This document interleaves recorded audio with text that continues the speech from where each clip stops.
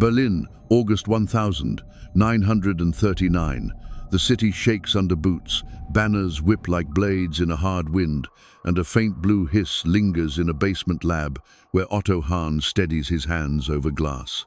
He drags a pencil across a notebook the way a miner drags a pick across rock. He has been bombarding uranium with neutrons, hauling those invisible bullets into the heart of matter. The counters twitch. The flask glows. The residue makes no sense until it makes terrifying sense. The atom has split.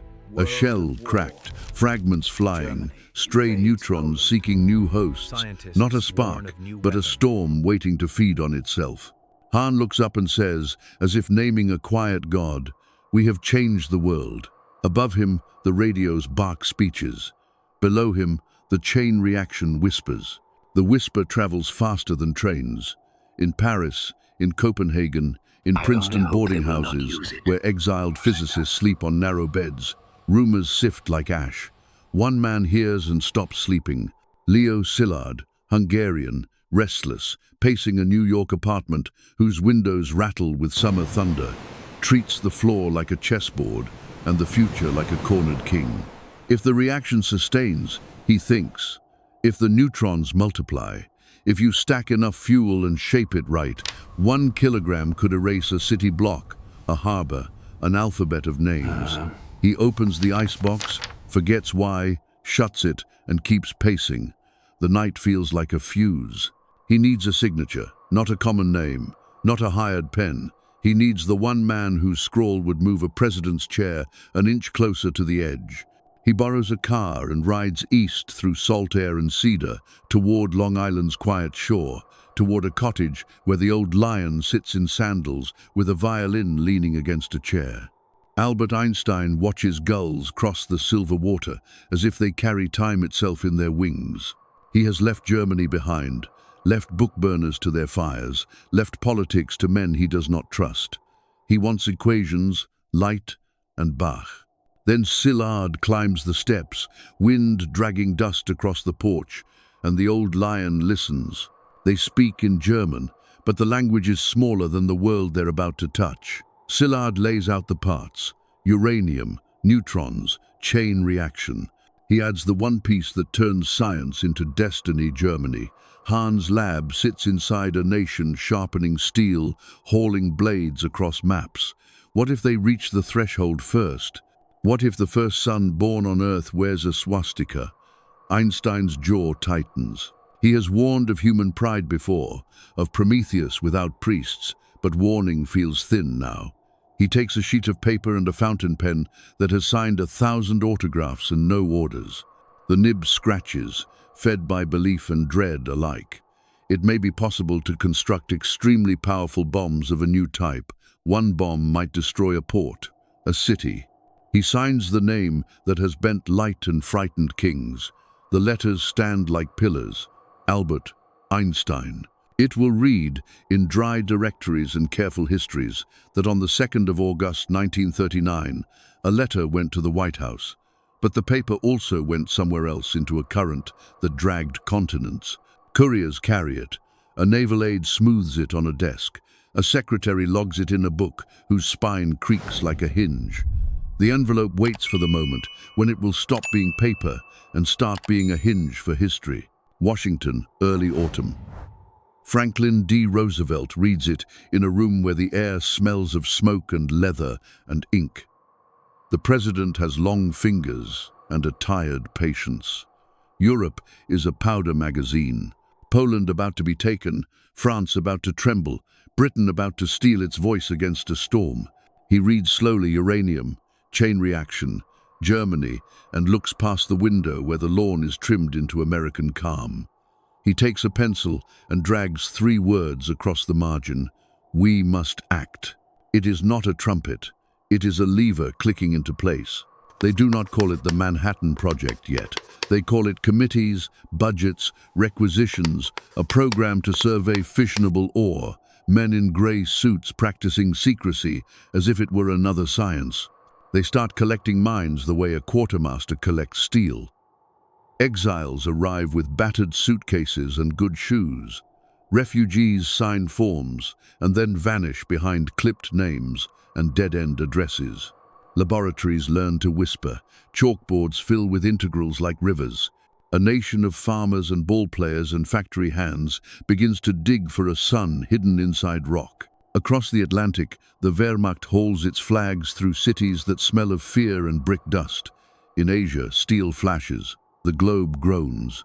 While ships burn and sirens cry, the quietest war germinates the war of notebooks and counters, of centimeters and milligrams. In this war, Enrico Fermi steps to his mark. Fermi is compact muscle in a wool coat, an engineer's soul in a mathematician's brain, an immigrant who slid past fascism with passports wrapped around family photographs. He does not declaim, he calculates. Chicago becomes his proving ground, not its skyline but its underbelly. Beneath the disused stands of Stag Field, in an old squash court that smells of dust and chalk and the memory of games, men drag graphite bricks with their backs and their doubts. They stack them in black squares, layer upon layer, a cathedral of carbon raised by hands. Uranium lumps nest inside like coals in a furnace. There are no shields, no digital guardians, only cadmium rods clutched like spears and equations sharpened into tools. They work under winter breath. They eat sandwiches on crates. They listen to Geiger counters and to their own pulses. The 2nd of December 1942, they arrive at the edge. The pile rises, squat and ominous. A ladder leans. A rope system waits. Fermi checks his watch, his notes, the curve he has plotted in chalk that arcs upward like a prophecy. He speaks in a voice that makes the room obey. Withdraw the control rod. The men haul on the line. The rod slides, with the sound of metal leaving a wound. The counters begin. Tick, tick, faster, then a hailstorm, then a scream. The pencil curve on the board meets the breathing of the machines. The reaction sustains. The chain is no longer hypothesis or prayer. It is a living thing, fed by the very pieces it creates. A silence follows. That is not silence. It holds the weight of something born. Fermi smiles, a small, clean smile, and takes a bottle of Chianti from a paper bag, as if he had planned a sacrament. He pours into paper cups. The men drink, and not a single toast dares to pretend triumph is simple. In that underground room, the human story has shifted. They have taken fire from the belly of matter and taught it to sit on a leash that can snap at any time. Above them, snow begins to fall in a city that does not yet know. It has entered a new century inside the old. Below, they shut the pile down by hand. Men push cadmium back into the heart, and the counters calm, like a fever breaking. They make notes. They go home to apartments with radiators that hiss. Morning papers will not mention any of it. That is the point. Secrecy becomes a second bloodstream. Code names sprout metallurgical lab, Site X, a post office box that will mean everything to a city that does not exist on maps. In Princeton, Einstein walks home under bare trees, a hat pulled low, and wonders what his signature has married his name to. He attends committee meetings on refugee aid. He writes equations as if writing music can still save the species. He will later say he wished he had not signed. For now, the wheel spins too fast for regret to catch. Roosevelt builds a war state with velvet phrases and iron budgets. Colonels learn to say less. Generals learn to listen to civilians whose weapons are pages. Freight cars roll west with graphite, east with ore, south with machines whose names are merely letters and numbers. Men sign the Espionage Act with their nervous hands, then go to work, then stop sleeping. Secretaries memorize code names. Wives learn to answer, "He's doing engineering," and keep dinner warm for a husband who is saving the world by not telling her why he is late. The facts are harsh and simple. Germany has brilliant physicists and no shortage of ruthlessness.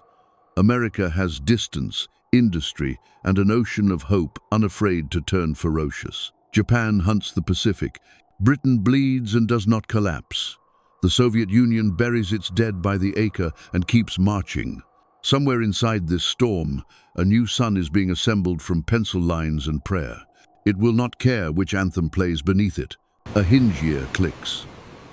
1943 gathers the scattered labs into a single command and points them toward a mesa in New Mexico, where the wind wears stone, the way time wears names. There, a man will step into the role for which his contradictions have been honing him. Robert Oppenheimer is already rehearsing in the mind of the narrator, who sees through concrete, across deserts, into the spine of men. But before he arrives, the shape of the weapon hardens in the imagination.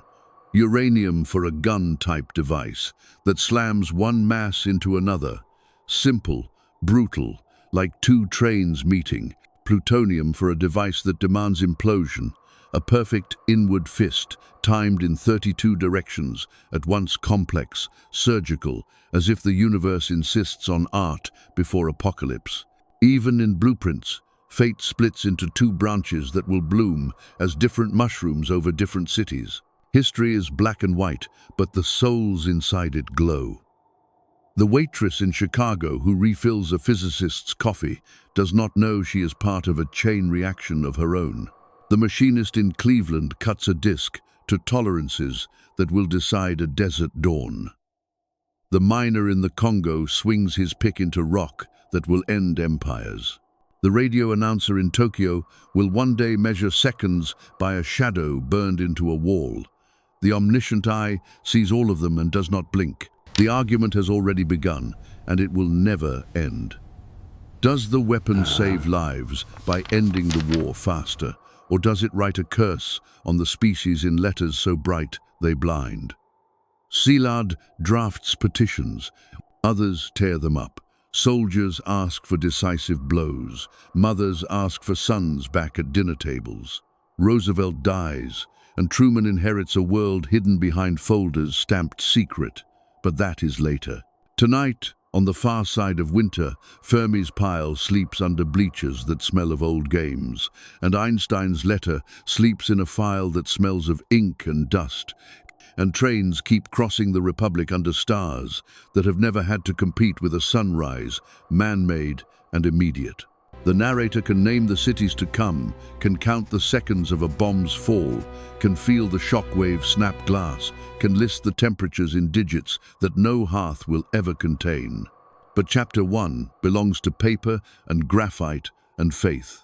It belongs to the moment when a pen moved, when a president wrote 3 words, when men, in an unheated room, withdrew a rod and heard the future tick louder than their own hearts.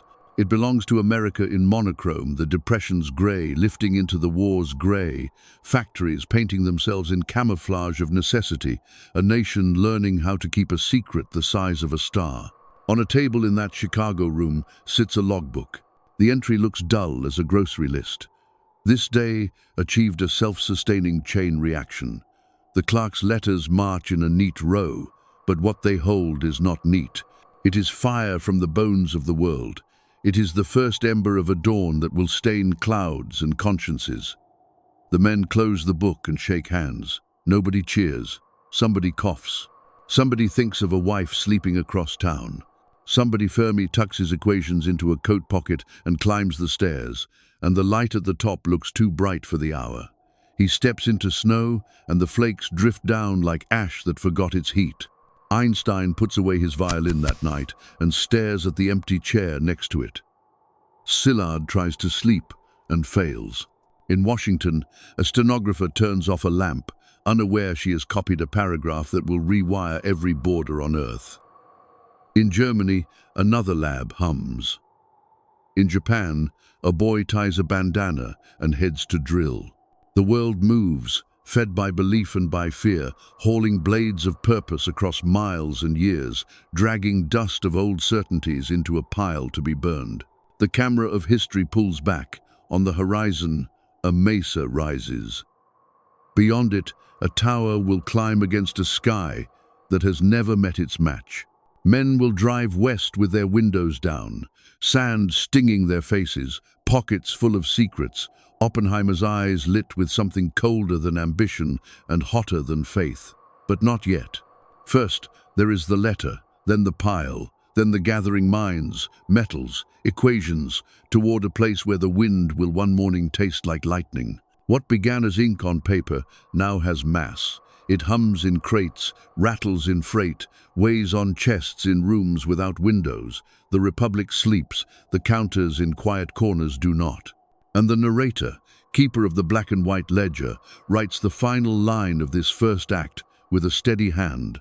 A scientist broke an atom, an exile carried a warning, an old lion signed, a president ordered movement, a pile woke beneath a football field. The fire is not a metaphor anymore. It is alive, hidden, hungry, and marching west. By the spring of 1943, the war had devoured every continent. Steel screamed over Europe, and oceans filled with wreckage. Factories no longer slept. Trains ran without names, hauling ore, soldiers, ghosts. The Allies needed an answer to fire a new sun forged in secret. So they went west. They found it in the high desert of New Mexico, a plateau of wind and silence, where the sky stretched like an open wound and the air was thin enough to hear your own pulse. The place had no name on maps, just coordinates and a mission. The army fenced it, posted guards, and stamped a number on every building. Mail came and went from a single line on an envelope, P.O., Box 1663, Santa Fe. It was here that J. Robert Oppenheimer arrived, 38 years old, thin as a reed, a cigarette perpetually hanging from his fingers, eyes that carried the weight of too much knowing. To some he looked fragile, to others dangerous. Behind the scholar's frame was the will of a general and the restlessness of a poet. He quoted the Bhagavad Gita, read Baudelaire in the mornings, and spoke of quarks and conscience in the same breath. To the military, he was an unlikely commander. To the scientists, he was gravity itself. Everything orbited around him. General Leslie Groves, the iron-jawed architect of the Pentagon, had chosen him personally. Groves wanted speed, secrecy, and control. Oppenheimer wanted understanding, order, and perhaps redemption. Together, they would build the most terrible machine in history. Los Alamos was born in dust and faith.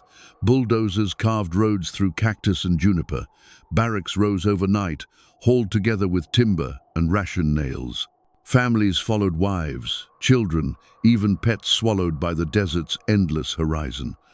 Scientists who once lectured in the marble halls of Cambridge now lined up for meatloaf in tin cafeterias. They were men of formulas living inside a military riddle. They worked 16 hours a day.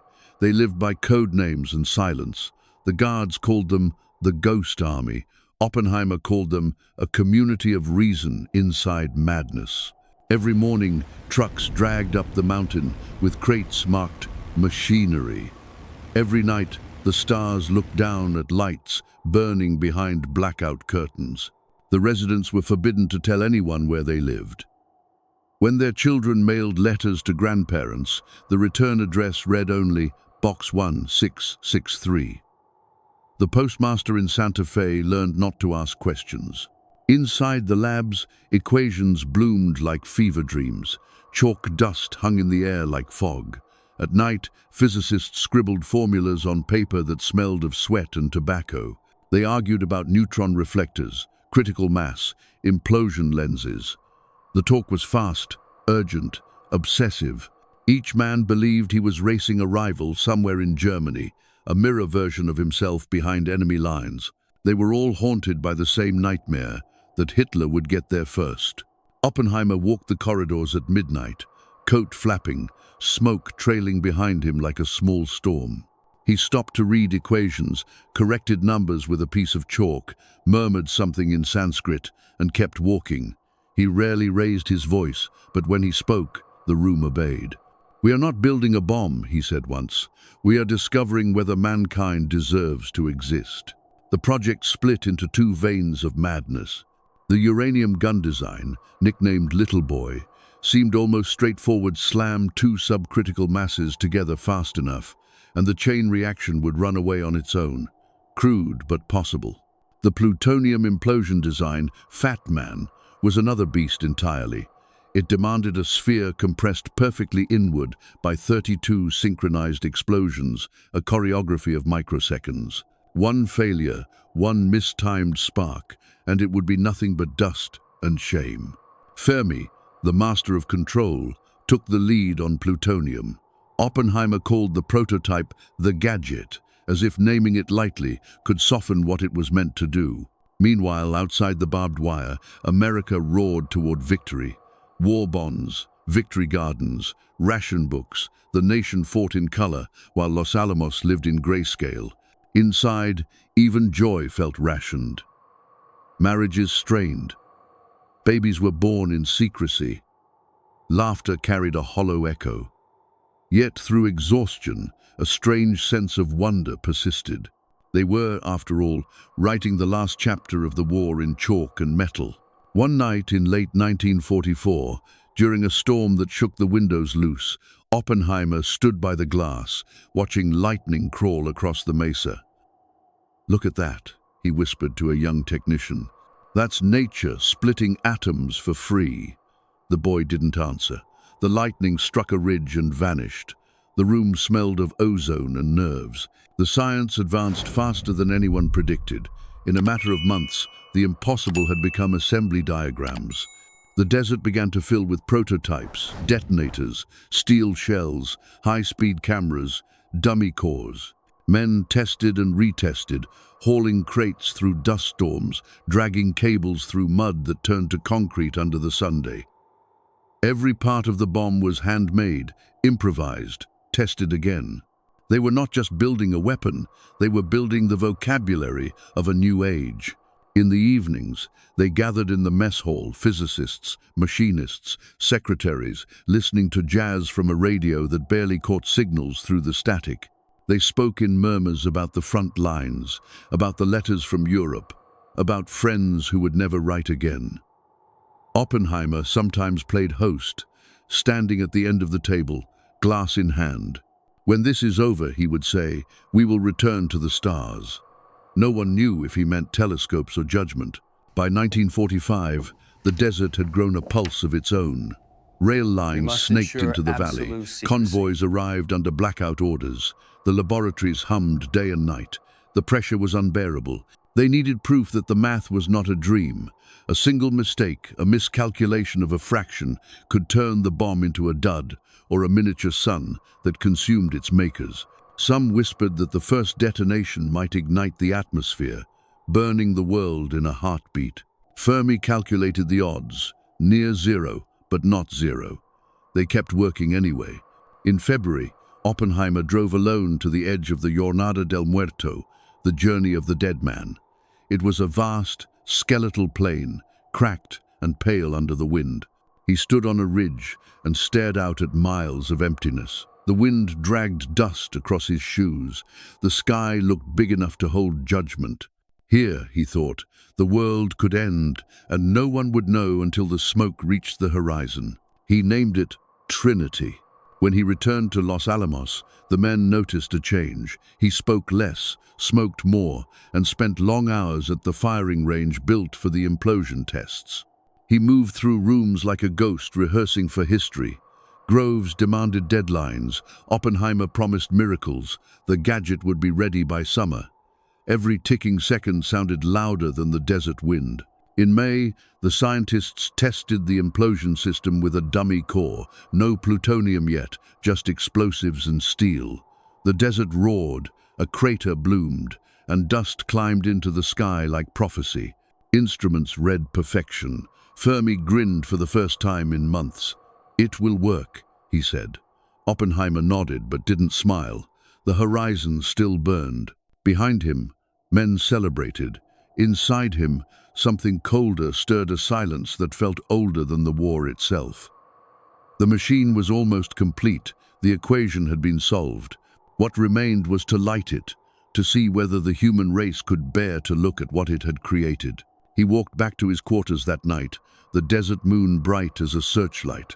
He removed his hat, ran a hand through his hair, and whispered a line no one heard. "The end of one world is always the beginning of another." In the following weeks, freight trains carried the components south.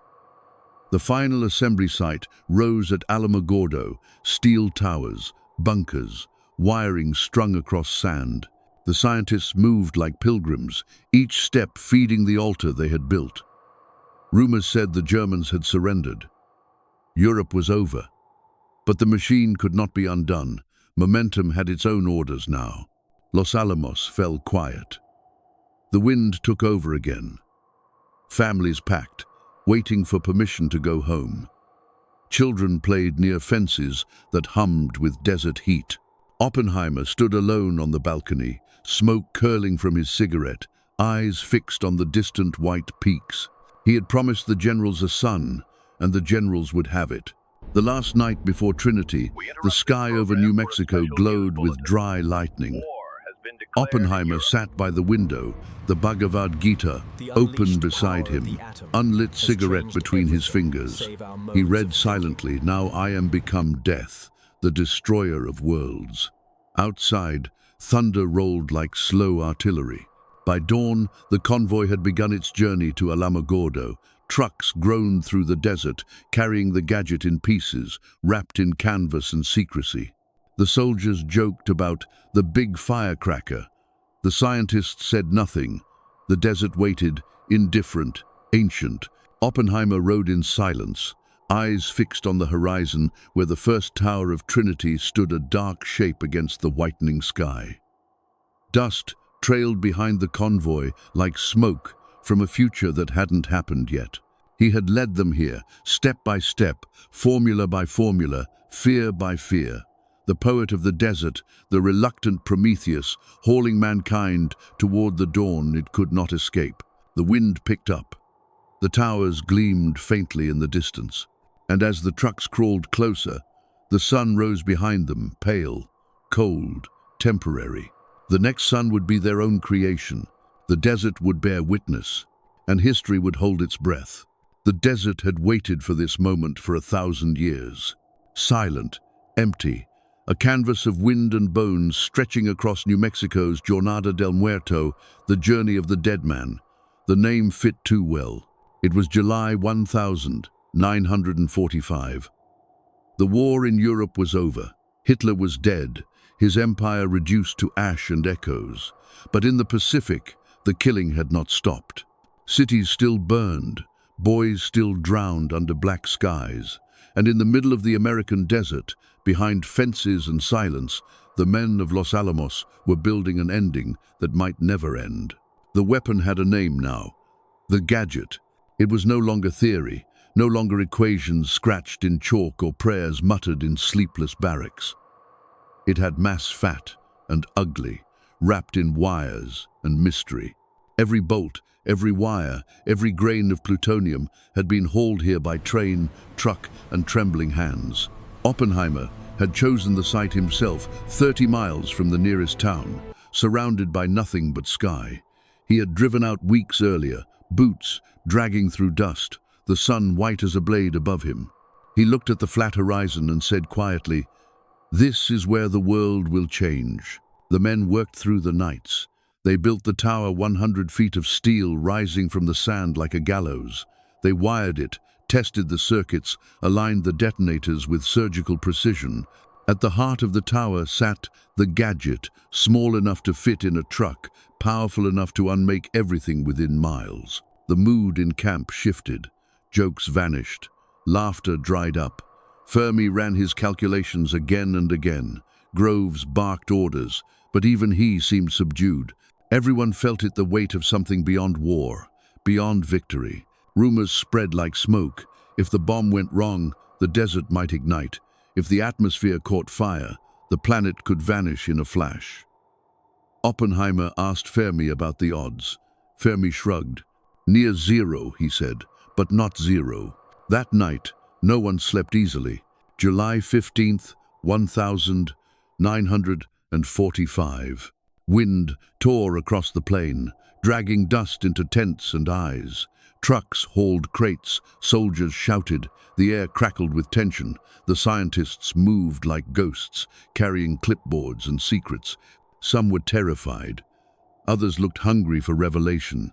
Oppenheimer drifted among them, thin, pale, chain smoking, his eyes sunken from months of insomnia. He said little. His presence was enough. To some, he was a prophet. To others, a man possessed. He had built a city of thought and turned it into a machine. At 11 p.m., the final assembly began. Technicians climbed the tower, flashlights flickering like fireflies against steel. They bolted the bomb casing, checked the firing circuits, and retreated one by one into the dark. In the command bunkers, miles away, cables ran like veins through the sand. Telephones buzzed. Radios hissed. General Groves entered the control room, jaw clenched, uniform immaculate, even in the desert sweat. "Gentlemen," he said, "it's time." Oppenheimer stood at the far wall, his face half-shadowed. He said nothing. He didn't need to. The moment was already moving, fed by belief, by fear, by momentum too great to stop. Outside, lightning flashed over the mountains. Rain threatened the test, but the storm passed a final hesitation from nature itself. 3 a.m. In the observation bunker, 30 men waited. The air was heavy with cigarette smoke and silence. They wore welders' goggles, gloves, helmets, useless armor against what was coming. The countdown clock ticked down from 1 hour. Fermi passed out small slips of paper to measure the shockwave. He planned to drop them when the blast hit, to estimate the energy from how far they traveled. Even in apocalypse, the scientist measured. The men spoke in low voices. What if it doesn't work? What if it works too well? Either way, someone said, we'll know soon enough. Oppenheimer's hand trembled as he lit another cigarette. He looked out through the slit in the bunker wall at the black outline of the tower, a fragile skeleton against a sea of night.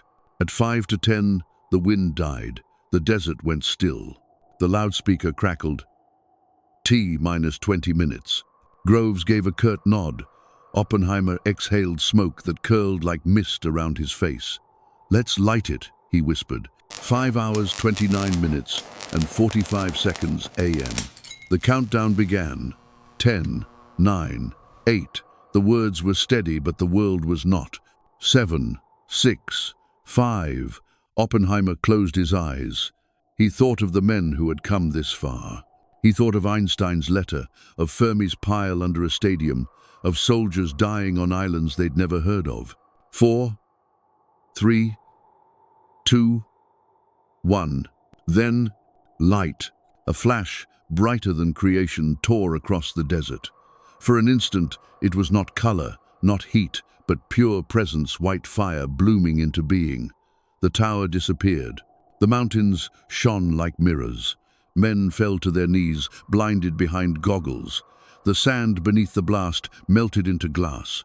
Then came the sound, rolling, endless, the voice of thunder, amplified 1,000-fold. The shockwave slammed the bunkers, shaking dust from the ceiling. Paper flew, instruments rattled. Fermi's slips of paper fluttered away, landing meters from his boots. He did the math in his head, calm amid chaos. 20,000 tons of TNT, he murmured. Oppenheimer didn't move. He stood frozen, his face lit by the fading glow outside, lips moving silently. Later, he would say he remembered a verse from the Bhagavad Gita. Now I am become death, the destroyer of worlds. But in that first moment, there were no words, only awe, terror, and the knowledge that nothing would ever be the same. The fireball rose higher, first orange, then purple, then gray. It climbed 12 kilometers into the sky, forming the first mushroom cloud in human history. The desert wind carried ash and glass dust for miles. The light lingered, brighter than dawn, until the horizon swallowed it whole. A soldier whispered, "My God, what have we done?" No one answered. When they stepped outside, the men found the desert transformed. The ground shimmered with green glass, later called Trinitite. The tower was gone. In its place, a crater steamed, wide and silent. The air smelled of metal and rain. Oppenheimer walked to the edge, boots crunching on glass. Fermi joined him, squinting through the haze. "Beautiful, isn't it?" he said softly. Oppenheimer nodded, eyes hollow. "Yes," he said, "terrible beauty." The soldiers cheered in the distance. The scientists shook hands. Some wept. A few laughed, the sound brittle and brief.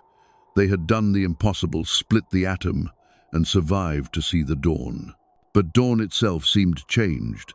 The sun rose pale and slow, as if cautious to compete. Back in the bunker, Groves ordered a report.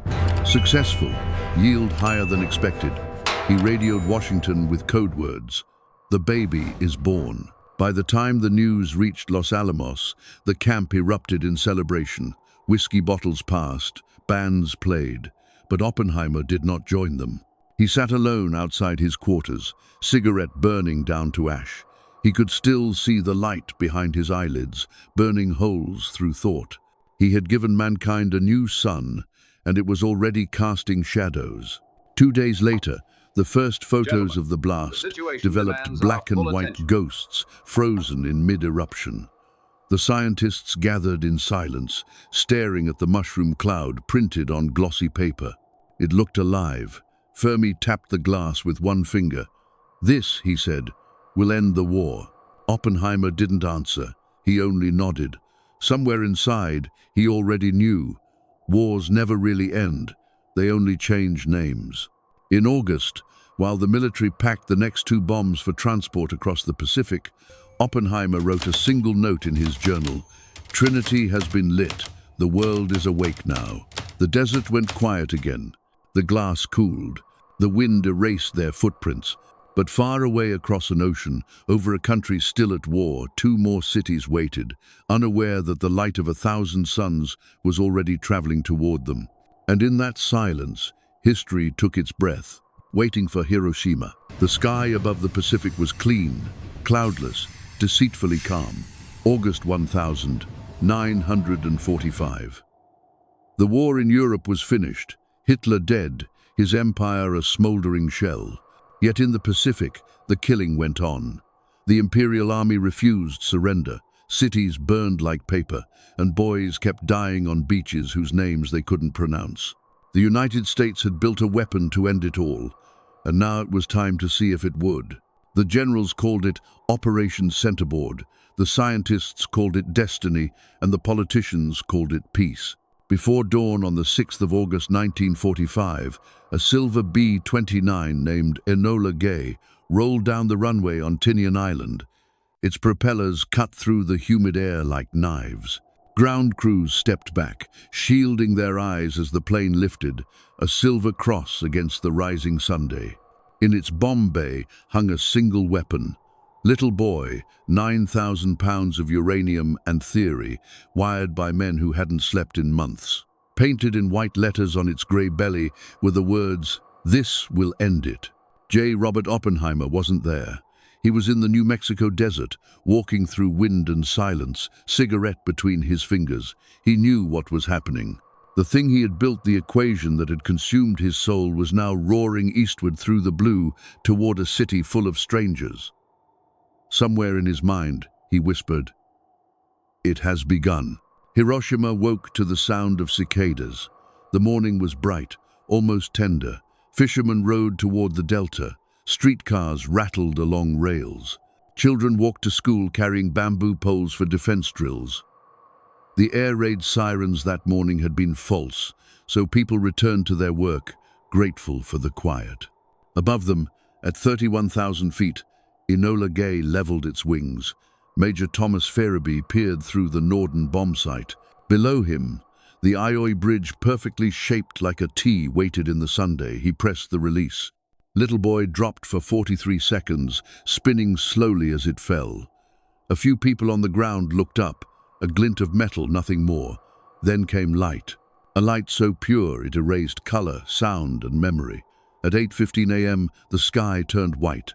The bomb exploded 600 meters above the city with the force of 20,000 tons of TNT. The core reached temperatures of 4,000 degrees Celsius. In a single instant, 80,000 people ceased to exist. Shadows of bodies were burned into stone. Roof tiles ran like wax. The river boiled. The wind that followed tore through the city at 1,000 feet per second, dragging dust, glass, and human voices into a single roar. Within minutes, Hiroshima was gone. Above the inferno, Enola Gay was already turning for home. The crew stared through the windows, silent. "My God," one whispered, "what have we done?" No one answered. On the radio, the report was simple: mission successful. In Washington, President Truman received the message and nodded once.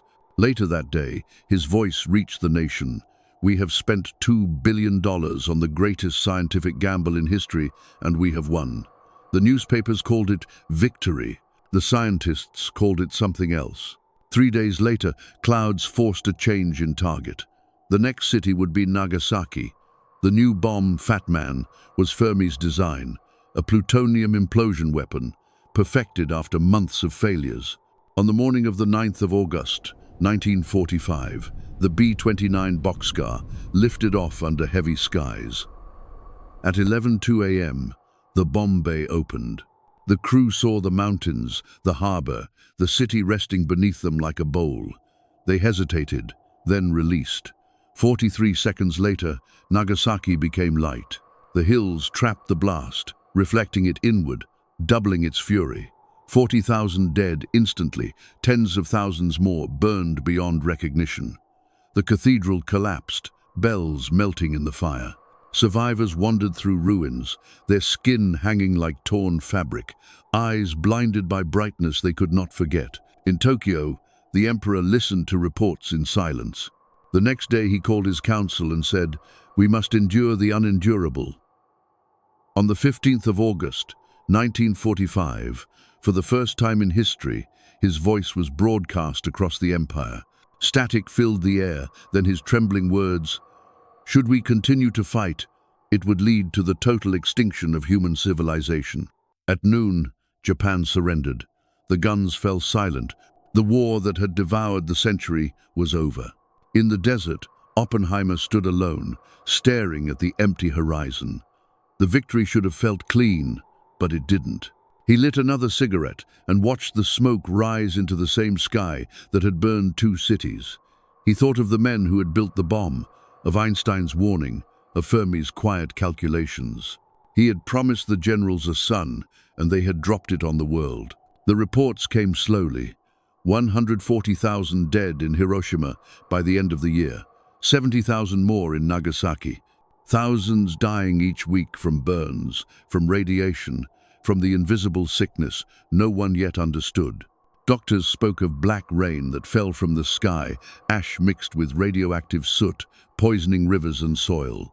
Survivors walked through rubble searching for family, for names, for meaning. A mother found her child's lunch tin melted shut. A soldier discovered a watch frozen forever at 8:15. A priest wrote in his journal, "We saw people walking whose skin fell from their bodies like wax from a candle." Across the ocean, America celebrated. Crowds filled Times Square. Soldiers kissed strangers. Flags waved above parades. But inside the quiet offices of the Manhattan Project, the celebration turned hollow. Fermi stared at a wall for hours. Szilard began drafting petitions to stop the creation of more bombs. Einstein, upon hearing the news, simply said, "I made one great mistake in my life when I signed that letter to Roosevelt." And Oppenheimer, summoned to Washington, stood before generals who clapped him on the back and called him father of the atomic bomb. He smiled because that was what was expected. When a senator asked, half in jest, "What comes next, Doctor?" Oppenheimer replied, "Something that will prevent us from ever using this again." He knew he was lying, but the future had already begun to move. The Soviets had spies inside Los Alamos. Klaus Fuchs, the quiet man who handed blueprints to Moscow, ensuring that in 4 years the USSR would detonate its own bomb. The race for annihilation had started before the ashes of Hiroshima cooled. The age of peace became the age of fear. Children in American schools learned to hide beneath their desks. Posters taught them to survive the Sunday. Governments began building bombs larger than cities, faster than thought. The genie was not going back into the bottle. And yet, beneath the horror, something flickered, a thread of conscience, faint but alive. The same fire that had leveled Hiroshima could power entire nations if controlled. The same physics that destroyed could heal. Humanity, for the first time, held the tools of gods and the heart of children. That paradox would define everything that followed. When Oppenheimer appeared before Congress, he said only, "Physicists have known sin." The room was silent. Applause followed, polite and thin. The politicians wanted victory, not confession. The generals wanted certainty, not guilt. But Oppenheimer knew what he had seen. The light would never leave his eyes. Each August, the survivors of Hiroshima gathered by the river. They floated lanterns across the water, their small flames drifting into the dark, carrying the faces of the lost. Across the world, another light was spreading, the cold glare of progress, of power, of nations arming themselves against their own reflection. The mushroom cloud had become the new sun of civilization, and its shadow reached every border. In the end, there was no triumph, no clean line between good and evil, only the echo of what had been unleashed. The war was over, but the silence it left behind was louder than any bomb. The desert wind carried that silence eastward, across oceans and governments, through laboratories and prayers. It carried it back to Los Alamos, where the dust still remembered the fire. And somewhere in that wind, the voice of Oppenheimer lingered, thin and distant, saying what no one wanted to hear. Trinity was never the end. It was only the beginning of the fire that will follow us home. The war ended, but the silence that followed was louder than any explosion. The guns stopped, the soldiers went home, the banners were folded, but the air itself had changed. Something had shifted deep in the human pulse, something that hummed with both triumph and terror. The bomb had not just ended a war, it had ended an age. In August 1945, the United States stood as the sole possessor of the Sunday. Cities lay untouched by enemy hands, factories still roared, children played in backyards, while the rest of the world sifted through rubble. The newspapers called it victory, the generals called it deterrence. But in the minds of the men who had built it, the Oppenheimers, the Fermis, the Tellers, it was not triumph that echoed, it was the sound of chains. The fire had been loosed, and it no longer belonged to them. In Washington, beneath chandeliers and polished oak, committees met to decide what to do with the new god they had created. Atomic Energy Commission hearings filled rooms with smoke and rhetoric. Some argued for peace, turn the atom toward medicine, toward power, toward light. Others saw only strategy, maps, and leverage. Senator after senator spoke of keeping the upper hand. But every word sounded like a match striking sulfur. Oppenheimer sat through those meetings, his hands folded, his eyes hollow. He had traded the desert wind for marble corridors, but the sound of the blast still lived behind his eyes. He had become a man-divided scientist and witness, patriot and heretic. When one congressman called him a hero of civilization, Oppenheimer whispered, "No civilization built on fire will last." The next morning, the newspapers ran a headline, "Father of the atomic bomb questions use of his child." He began to speak more openly, warning of the weapon's consequences. "There are no secrets anymore," he said. "The knowledge of this thing cannot be unlearned." But in the cold dawn of peace, America had no patience for conscience. It wanted reassurance. It wanted control. Meanwhile, in the ruins of Hiroshima, doctors were discovering something new, an invisible sickness. People who had seemed unharmed began to die days later, hair falling out, skin burning from within. They called it atom bomb disease.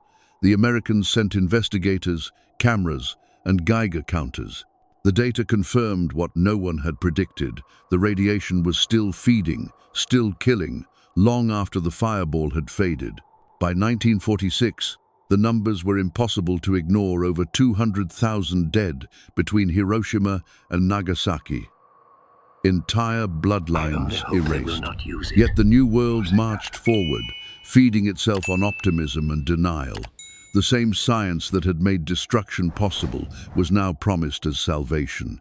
Nuclear medicine, nuclear power, nuclear future. The atom tamed and smiling. But beneath the slogans, the scientists who had touched the heart of the atom could feel its pulse still racing. Enrico Fermi returned to the University of Chicago, where he continued his experiments. The man who had sparked the first chain reaction under a football stadium now dreamed of harnessing it for energy. He was pragmatic, methodical, never one for remorse. Yet even he grew wary. The reactors he designed leaked more than steam. Radiation seeped into the hands of workers, into soil, into air. In 1954, at age 53, Fermi died of stomach cancer. They said it was coincidence. But those who knew him said he had lived too long near the core.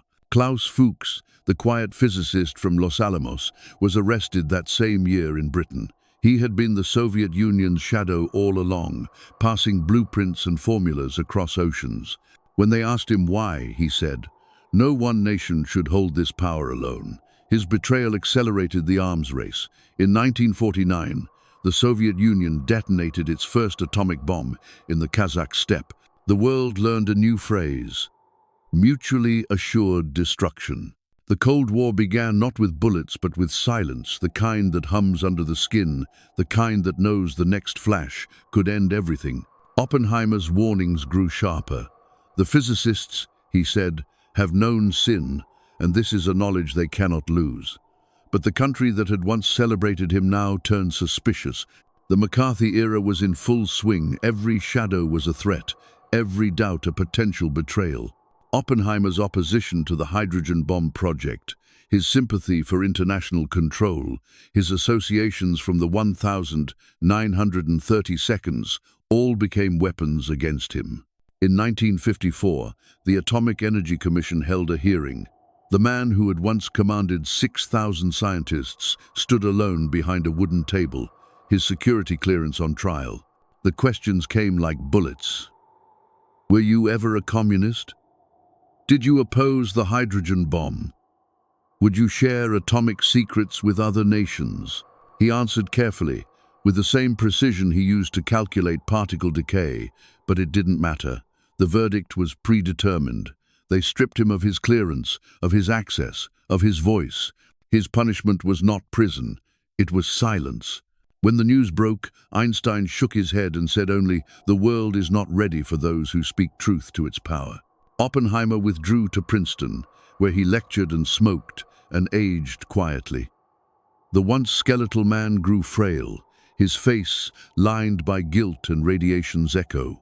He watched the headlines: hydrogen bombs, missile tests, fallout clouds over the Pacific.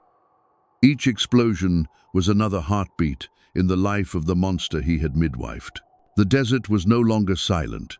It had been replaced by coral atolls and concrete bunkers. The tests grew brighter, louder, deadlier. Bikini Atoll, Nevada, Semipalatinsk, Novaya Zemlya, the names read like a litany of fire. The mushroom clouds climbed higher than Trinity's ever did, spreading ash across continents. The children of Hiroshima were now adults living under that same sky, their shadows lengthened by new suns. In 1962, the Cuban Missile Crisis brought the world to the edge again. Oppenheimer sat in his study listening to the radio as Kennedy and Khrushchev played chess with annihilation. He thought of Trinity, of that first light, and realized that they were all still standing in its glow. The desert had only moved. That same year, he gave a lecture titled "The Open Mind." In it, he said, "We may be damned if we do, and damned if we do not, but the choice remains ours to be creators or destroyers." The audience applauded. He smiled faintly, as if to say, applause was not the point. He lived to see the space race begin, to see satellites orbit where once bombs fell. He saw the atom split again, this time in the name of progress. But he also saw cancer eat his body the way guilt had eaten his soul. In February 1967, Oppenheimer died in Princeton. The papers called him a tragic genius, a man of conscience caught between science and sin. His ashes were scattered over the sea ashes from a man who had touched fire and survived long enough to regret it. 2 years later, Neil Armstrong stepped onto the moon, planting the same flag that had once waved over Hiroshima. The voice from Mission Control said, "We've done it." The world watched, awed again by human genius. Yet in the static between transmissions, the echo of Trinity remained the same light, turned upward this time, not down. And still the fire burned. The number of nuclear weapons climbed into tens of thousands. The doctrine of fear became the new religion of power. Men built bunkers, children learned siren drills, and scientists who followed Oppenheimer's path invented quieter apocalypses, neutron bombs, MIRVs, delivery systems faster than sound. The world had survived the war only to live inside its shadow. But history moves like wind, dragging dust and memory with it. The Cold War ended, the bombs were dismantled, some of them. Hiroshima rebuilt itself, its rivers lined with lanterns each August. Survivors told their stories to classrooms full of children who would never see war as their parents had. The same element that destroyed their city now powered their homes. The paradox held: fire and light, death and rebirth. In 1965, 2 years before his death, Oppenheimer gave one last interview. The camera caught him, thin, grey, voice steady. The interviewer asked, "What did you feel after Trinity?"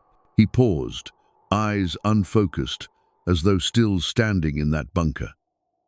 Then he said, "A few people laughed, a few people cried, most were silent. That silence," he explained, "never left him. It hasn't left us either." Today, there are still 13,000 nuclear warheads in existence, sleeping in silos and submarines. The same math, the same atoms, the same fragile control. The fire that was born under the stands of a football field still glows beneath our feet.